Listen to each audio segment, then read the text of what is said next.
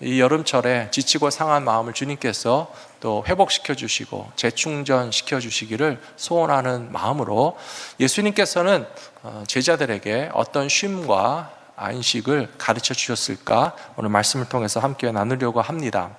마가복음 6장에 있는 말씀을 보시면 예수님께서 나가서 복음을 전하고 병든 자를 고쳐주고 30절 말씀에 보시면 제자들이 흩어졌다가 다시 모여서 예수님에게 보고를 합니다. 우리가 어떻게 천국 복음을 전파했고 어떻게 주님의 말씀을 가르쳤고 또 병든 자들을 고쳐주며 귀신 들린 자들에게 자유케 했는지를 돌아와서 말씀드릴 때에 예수님께서 제자들에게 해주신 말씀이 따로 한적한 곳에 가서 잠깐 쉬어라 라고 하는 휴식에 관한 말씀을 우리에게 가르쳐 주신 것입니다. 먼저 잘 아시겠지만 휴가나 휴식이라고 하는 것은 열심히 일하는 사람에게 주어지는 특권이고 보상이라고 볼 수 있겠습니다. 맨날 노는 사람에게 더 쉬어라 하면 별로 반가워하지 않습니다. 그런데 열심히 일하는 사람에게 잠깐이라도 쉴 수 있는 기회를 주면 참 고마워하는 것입니다.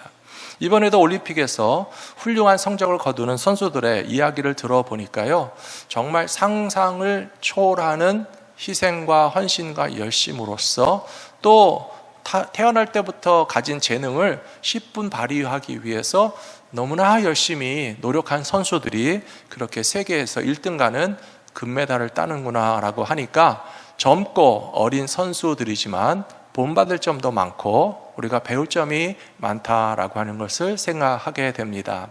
근데 어떤 선수들은요, 참 애처로울 정도입니다. 부모님들이 하시는 말씀이 중학교, 고등학교 때 재능을 인정받고 이제 그 실력을 향상시키기 위해서 벌써 부모님을 떠난 선수들도 있다는 거예요. 합숙소에 가서 학교에서 선수촌에서 그렇게 몇 달 혹은 몇 년씩이나 합숙훈련을 하느라고 가족을 떠나서 그렇게 훈련에만 열중하는 자녀들을 보니까 애처롭기도 하고 내 자식이 금메달 따는 모습을 텔레비전으로만 볼 수밖에 없어서 부모의 마음은 굉장히 애처롭고 이제 돌아오면 금메달도 땄으니 예수님이랑 비슷한 말을 하시는 부모님들이 있더라고요. 잠깐 쉬어라. 본인들도 똑같은 이야기 합니다. 오늘 우리가 금메달을 땄어도 은메달을 땄어도 세계에서 최고 실력에 올라갔어도 오늘 하루 즐기고 우리는 다음 또 미국에서의 올림픽을 4년 후에 기다리면서 열심히 훈련할 겁니다 라고 이야기하는 것처럼 사실 휴식의 가장 꿀맛을 볼 수 있는 사람들이란 오히려 열심히 일하는 사람들이라고 하는 사실을 우리에게 보여주고 있습니다.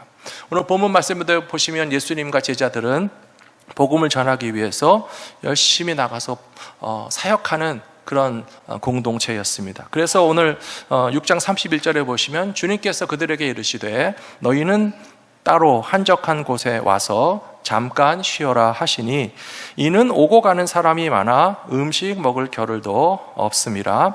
이에 배를 타고 따로 한적한 곳에 갈세라고 하면서 31절과 32절에 나오는 휴식과 또 재충전에 중요한 원리가 나와 있습니다. 그것은 뭐냐 하면 한적한 곳이라야 한다는 것입니다. 동떨어진 곳이라야 한다는 것입니다. 일상이 계속되고 있는 반복되는 현장에서 그대로 있어서는 마음의 쉼을 얻을 수 없고 몸의 쉼도 얻을 수 없기 때문에 보통 휴가를 가시는 분들은 일단 직장 출근 안 하지 않습니까? 혹은 집을 떠나서 어디 가까운 곳에라도 잠깐 가서 여행을 즐긴다면 이 마음이 좀 릴렉스가 되고 쌓였던 피곤이 풀리게 되는 것을 경험할 수 있는 것처럼 예수님께서는 제자들에게 이 따로 한적한 곳이라고 하는 휴식의 원리를 가르쳐 주시고 있습니다. 특별히 예수님에게 있어서도 쉼이 필요하셨을 거라고 볼 수 있습니다. 예수님께서 공생의 3년을 보내시는 동안에 얼마나 열심히 사역하셨는지 여러분 아십니까? 성경을 읽어보시면요, 예수님을 찾는 사람들이 아침부터 밤까지 계속 찾아왔어요. 오늘 본문 말씀에도 보시면 제자들이 나갔다가 돌아와서 예수님께 보고한 다음에 우리 배 타고 좀 사람들 없는 곳에 조용히 잠깐만 떠나자라고 했는데요, 심지어 예수님과 제자들이 갈릴리 호수에 배 타고 가는 것을 멀리 보고서 어떻게 했다고 그랬습니까? 사람들이 육지에서 예수님과 제자들이 저기 배 타고 간다, 어느 방향으로 간다, 어느 마을, 어느 지역으로 가시는 것 같다라고 하니까요, 사람들이 막 와 하고 몰려가서 육지에서 뛰어가서 달려가서 예수님을 만나려고 찾는 사람들이 그렇게 많았다는 거예요. 요즘 젊은이들이 성격 검사를 많이 하죠. 그래서 뭐 당신은 I입니까? 당신은 뭐 E입니까? 뭐 그런 말들을 들어보셨을 텐데요. 이제 인트로버트냐 엑스트로버트냐 그런 뜻이잖아요. 내향적인 사람이냐 외향적인 사람이냐. 그래서 내향적인 사람들은요, 많이 사람들을 만나거나 특히 낯선 사람을 만나면 막 에너지가 쭉쭉 빠진다 그래요. 그럼 외향적인 사람이라고 해서 사람을 많이 만나면 안 피곤합니까? 또 그렇지도 않습니다. 예수님과 제자들이 얼마나 시달리셨을까 한번 생각해 보세요. 어떤 사람들은 병든 사람이 예수님에게 고침받기 위해서 막 줄 서서 찾아옵니다. 줄 서서 못 들어오면 지붕까지 뚫고 내려올 정도로 병든 사람이 계속적으로 예수님 찾아왔죠.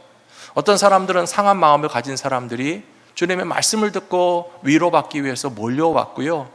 주님에게서부터 천국 복음의 말씀을 들을 때 기뻐하면서 그 말씀을 더 듣고 싶어서 사람들이 몰려왔을 때에 예수님은 한 사람도 거절하지 않으셨어요. 누구도 물리치지 않으셨어요. 우리 오늘날 기독교 사역자들과 교회 성도님들에게 같은 마음이 있기 때문에 때로는 우리가 사역을 하면서 교회에서 섬기면서 모든 사람들을 다 품어주자니까 좀 지치실 때도 있으실지 모르겠어요. 그래서 오늘 말씀을 우리 성도님들과 함께 나누기 원합니다. 따로 한적한 곳에서 잠깐만 쉬시기 바랍니다. 조금은 휴식도 필요하고 재충전도 필요하다는 것입니다. 마가복음 1장 35절에 보시면 예수님이 쉬시는 시간이 있었어요. 새벽에 아직 밝기도 전에 예수님께서는 일어나셔서 밖에 나가서 한적한 곳에서 혼자 기도하는 시간을 가지셨는데요. 이것이 바로 예수님에게는 쉬실 수 있는 유일한 시간이었어요. 너무 이른 새벽이기 때문에 깜깜한 미명이라고 그랬잖아요. 날이 밝기도 전에 예수님은 홀로 쉬셨고요, 한적한 곳에 계셨습니다. 그렇다면 오늘 이 말씀을 통해서 우리 성도님들과 저와 여러분이 쉴 수 있는 장소와 기회가 있다면 언제라고 보실 수가 있겠습니까? 저는 여러분들이 교회에 오셔서 쉴 수 있게 되기를 축복합니다. 갈보리 믿음교회 오시면 마음 놓고 쉬다 가시기를 축원합니다. 예배 시간에 좀 주무셔도 아무 말도 안 하는 착한 목사가 세상에 어디 있습니까? 갈보리 믿음교회 말고는요, 여러분 옛날에 혼났어요. 목사님들이 저 뒤에 졸고 있는 사람 누구냐고 종을 땡땡땡 치기도 하고. 저는 여러분이 푹 주무시고 가도 아무렇지도 않습니다. 하나님 아버지 집에서 좀 기도하느라고 눈 감고 있는데 뭐 그렇게 야단칠 이유가 뭐가 있겠습니까? 주님의 교회가 여러분의 일상에서 주일날에는 다른 장소에 오시는 거잖아요. 직장이 아닌 교회에 오시는 거잖아요. 가정이 아닌 교회에 오시는 거잖아요. 일할 수밖에 없는 피곤하고 힘든 여러분들의 삶의 현장에서 이 교회라고 하는 곳에 따로 왔을 때 여기가 바로 한적한 곳이 되고 여기가 바로 안식처가 되고, 예수님도 새벽에 혼자서 기도하셨는데 여러분들이 언제라도 교회 와서 기도하기 원하신다면 저희 요일은 빼놓고 화수 목금토 문을 열고 기다리고 있으니까요, 교회가 여러분들에게 한적한 곳, 기도하는 곳, 쉴 수 있는 곳이 되어서 주님 안에 안식을 누리시는 모든 성도님들 되시기를 축원합니다. 두 번째로, 휴식할 때에도 우리는 예수님과 함께 쉬어야 한다는 사실입니다. 왜냐하면 예수님께서 우리에게 휴식과 평안과 재충전을 허락해 주시기 때문입니다. 여행을 간다고 할 때 어떤 장소에 가느냐도 중요합니다. 남들이 다 가본 곳, 내가 가보고 싶은 곳, 유명한 곳, 멋있는 곳 있겠지만 사실 실제로 여행을 가게 되면요, 그보다 더 중요한 것은 누구와 함께 가느냐가 더 중요합니다. 사랑하는 사람과 내 가족과 함께 마음이 맞아서 즐길 수 있는 사람과 가는 여행이라면 좀 거칠고 험악한 곳에 간다 할지라도 아무 문제가 없습니다. 잠깐 동안의 여행인데 고생 좀 하면 어떻습니까?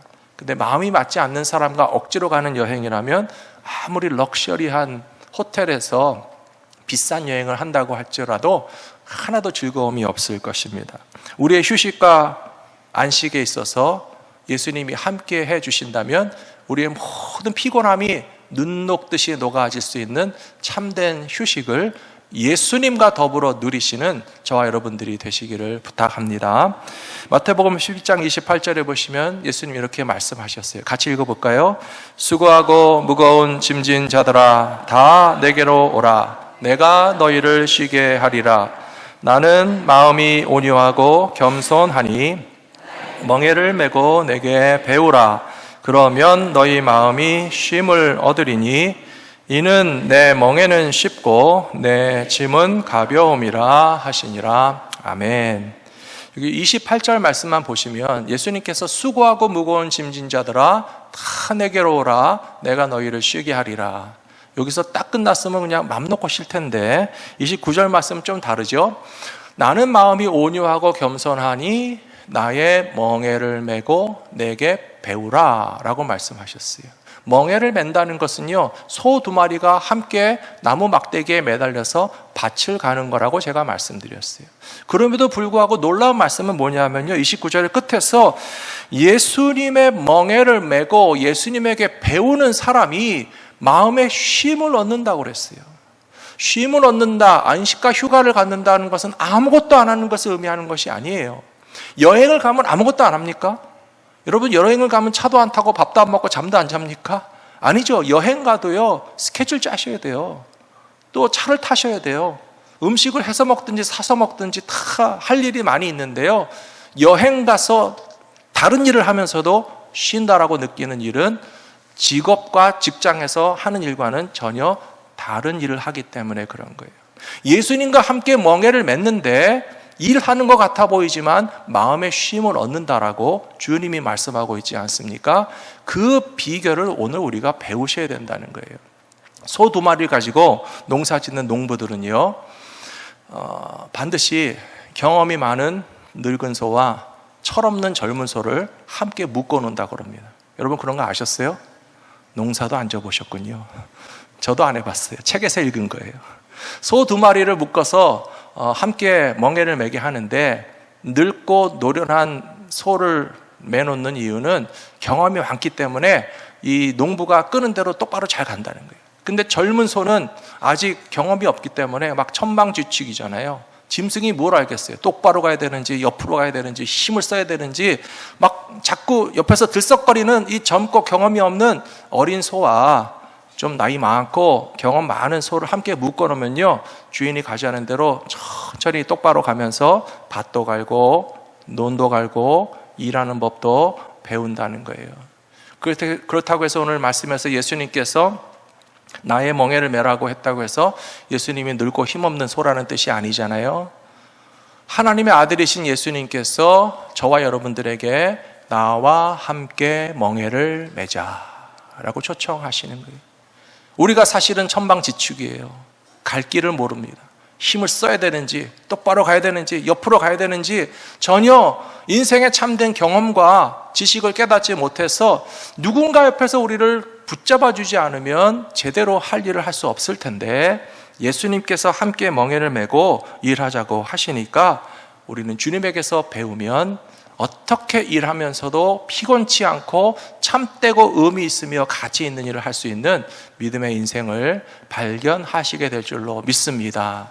그로 말미암아 마음의 쉼을 얻으시게 될 줄로 믿습니다.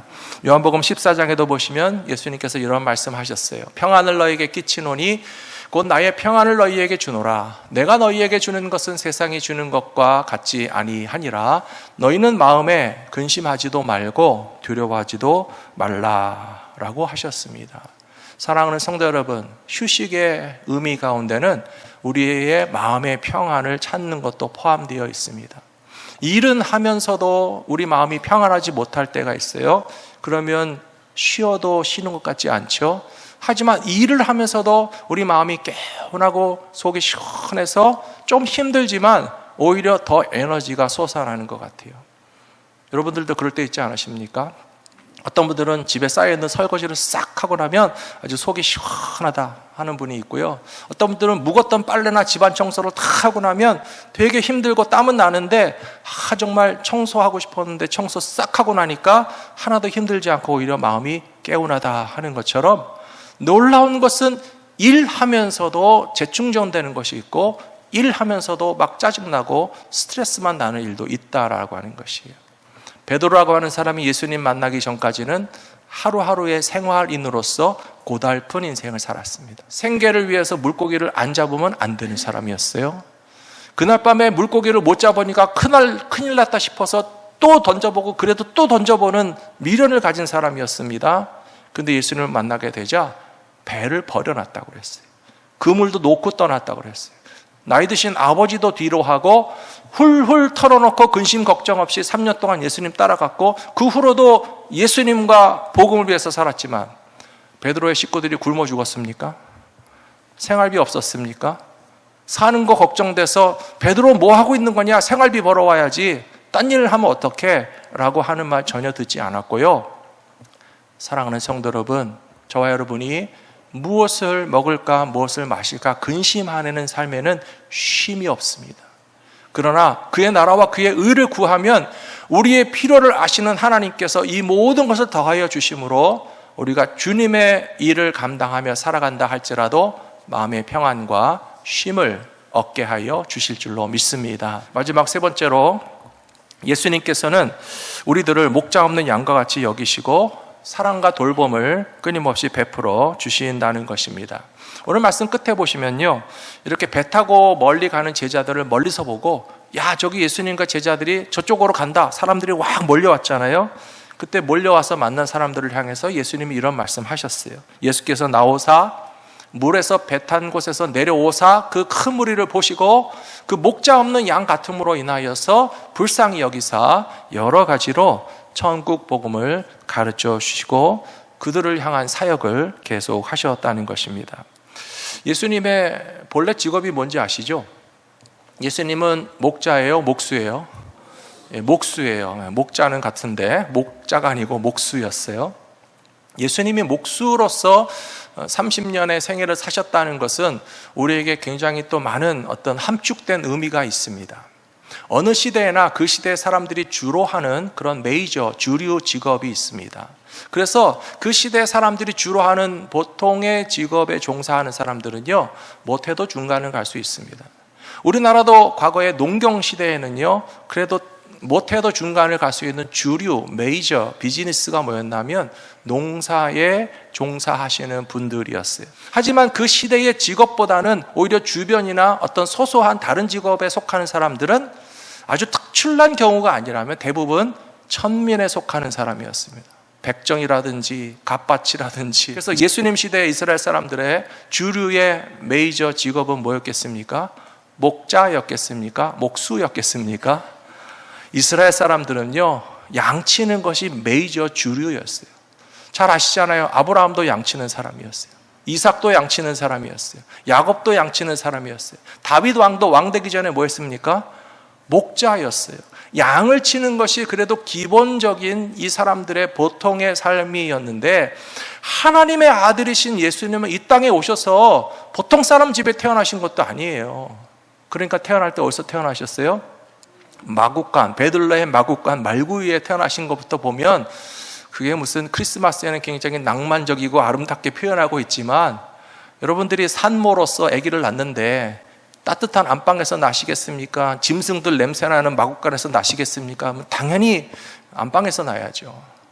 얼마나 하나님의 아들이신 예수님이 가장 낮고 또 낮은 자리에 오셔서 그 시대 웬만한 사람들은 다 목자할 수 있었는데 예수님 목자도 안 하고 목수를 하셨구나 라고 하는 것을 생각하면 우리가 하나님의 아들이신 분에게서 받게 되는 그런 감동과 위로가 있다고 생각합니다.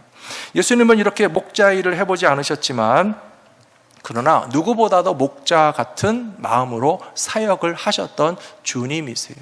그래서 오늘 말씀에도 보니까 34절에 이스라엘 백성들을 바라보시면서 이들이 목자가 없는 양같이 불쌍할 뿐만 아니라 위험하다는 거예요.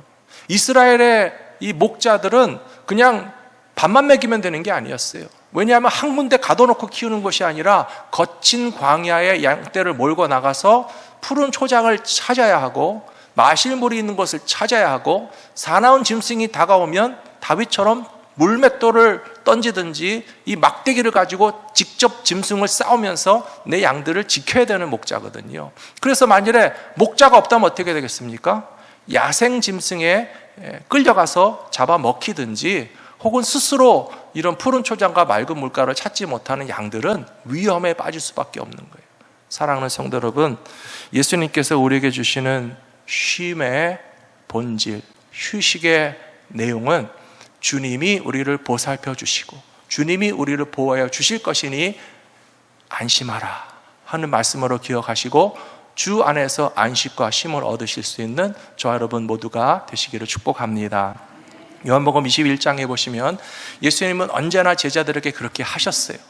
예수께서 사랑하시는 그 제자가 베드로에게 이르되 주님이시라 하니 시몬 베드로가 벗고 있다가 주님이라 하는 말을 듣고 겉옷을 두른 후에 바다로 뛰어내리더라. 그렇게 되어 있습니다. 요한복음 21장은 요한복음 맨 끝부분입니다. 예수님의 십자가 부활 이후에 베드로와 제자들이 디베랴 호수에 다시 물고기 잡으러 갔습니다.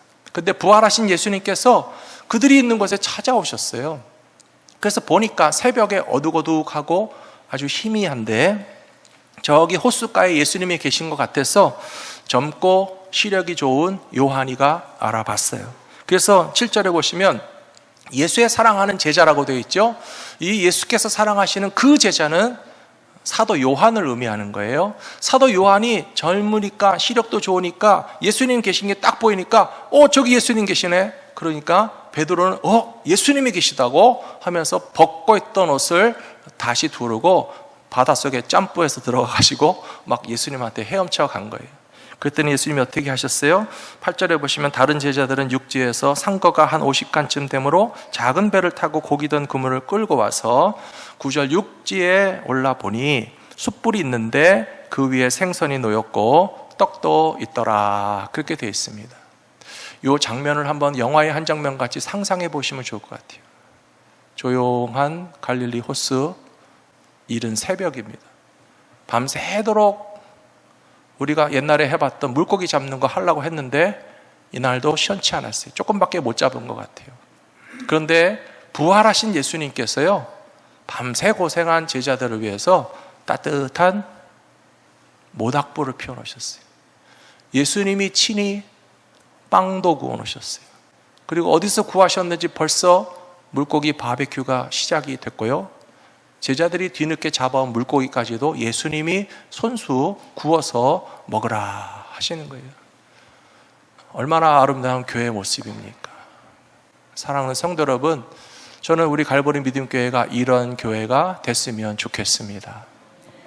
밤새도록 세상에서 일주일 동안 고생하신 성도들이 갈보리 믿음교회에 오니까 여름에는 더울까봐 에어컨 틀어놓고 겨울에는 추울까봐 히터 틀어놓고 성도들이 배고프실까봐 주방에서 그냥 새벽부터 고깃국 냄새, 된장국 냄새, 떡국 냄새, 김치찌개 냄새, 미역국 냄새, 얼마나 예수님이 불을 피워놓고 빵을 구워놓고 생선을 구워놓고 먹여주시듯이 교회 오면은 다 예배도 드릴 수 있고 식사도 할 수 있고 얼마나 좋습니까? 사랑하는 성도 여러분, 이 세상 어디 가서도요, 예수님이 우리에게 공급해 주시는 이 쉼과 위로와 재충전 같은 것을 얻을 수 있는 것은 절대로 없습니다. 어디 가서 이런 위로와 재충전을 받을 수가 있겠습니까? 오늘 중고등부 수련회를 갑니다. 9월 달에 청년들 수련회도 가고요. 또 3주간 동안 성경학교를 진행하시는데 열심히 해주셔서 얼마나 감사한지 모르겠어요. 생각해보면 예수님과 제자들은 3년짜리 수련회를 했어요. 3년 동안 합숙훈련을 했어요. 예수님에게 픽업돼서 제자가 된 이후에 3년 내내 예수님과 제자들의 공동체는 다 함께 먹고 함께 자고 함께 사역하고 함께 배 타고 여기로 가든지 저기로 가든지 정말 예수님 곁에서 3년 동안 동고동락하면서 듣고 보고 배울 수 있는 것은 대단한 축복이었다고 생각합니다. 우리 교회에서 학생들이 2박 3일 짧은 수련을 한다 할지라도 저는 아까 장모님 기도하신 것처럼 정말 그들이 믿음의 사람이 되고 은혜를 받고 안전하게 잘 다녀오면서 주님이 우리와 우리 자녀들에게 베풀어 주시는 것과 같은 그런 사랑을 맛볼 수 있는 교회가 될 수 있도록 함께 수고해 주시는 저와 여러분 모두가 되시기를 부탁드립니다. 요한복음 21장 끝에 말씀 보셨잖아요. 베드로와 제자들에게 예수님께서 불 피워 주셨어요. 빵 구워 주셨어요. 생선 먹여 주셨어요. 예수님이 구워주신 생선 저도 좀 먹고 싶네요. 근데 그 다음에 나오는 대목이 뭔지 아십니까? 요한의 아들 시몬아, 네가 다른 사람들보다 나를 더 사랑하느냐? 라고 예수님 물으셨어요. 바로 이 장면이에요. 베드로가 깨달았죠. 내가 3년 전에 예수님 처음 따라갈 때 세상에 온갖 근심 걱정이 잔뜩 있어가지고 나 오늘 밤 물고기 못 잡으면 큰일 나. 아침에 가서 내 아내와 내 자식과 내 식구들에게 빈 그물 가지고 무슨 할 말이 있겠어? 라고 하면서 막 스트레스 잔뜩 받으며 살다가 예수님이 불러주셨을 때부터 다 그 근심과 걱정을 내려놓고 주님만 따라다녀도 3년 동안 걱정 없었잖아요. 근데 예수님 십자가 달려 죽으셨다고 그래가지고 또 베드로가 낙심하고 진정한 안식이 있는 주님 곁을 떠나서 지금 도로 물고기 잡는 그런 생활, 삶의 현장으로 바꿔간 거잖아요. 근데 예수님께서 그 사람을 다시 일으켜 세워주시는 거예요. 요한의 아들 시몬아, 네가 다른 사람들보다 나를 더 사랑하느냐? 사랑하는 성도 여러분, 예수님은 우리에게 진정한 쉼과 평안과 안식을 주십니다. 그러나 이제 아무 일도 하지 말라는 게 아니에요. 예수님에게 위로받았으니 우리도 위로하라는 거예요. 예수님이 구워주시는 빵을 먹었으니 우리도 빵을 구워서 먹이라는 거예요.